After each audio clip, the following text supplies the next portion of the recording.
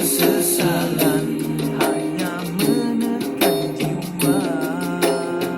Jangan difikir derita akan berpanjangan, kelak akan membawa putus asa pada Tuhan. Ingatlah biasanya kabus tak berpanjangan, setelah kabus berlalu pasti cerah kembali.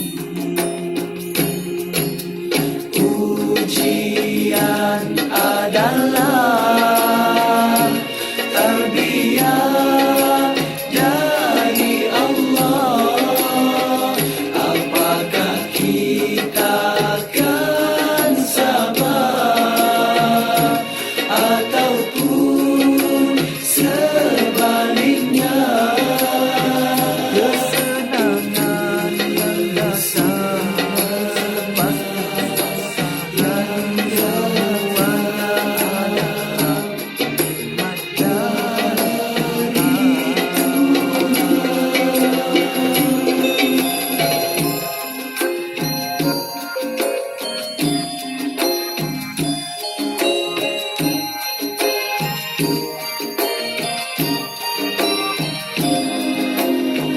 gunakan kesempatan kebaikan sebelum segalanya terlepas dari genggaman.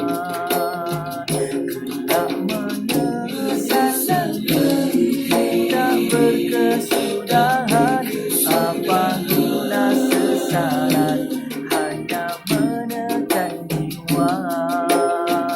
Jangan difikir derita akan berpanjangan, kelak akan membawa putus asa pada Tuhan. Ingatlah biasanya kabus tak berpanjangan, setelah kabus berlalu pasti cerah kembali. Ujian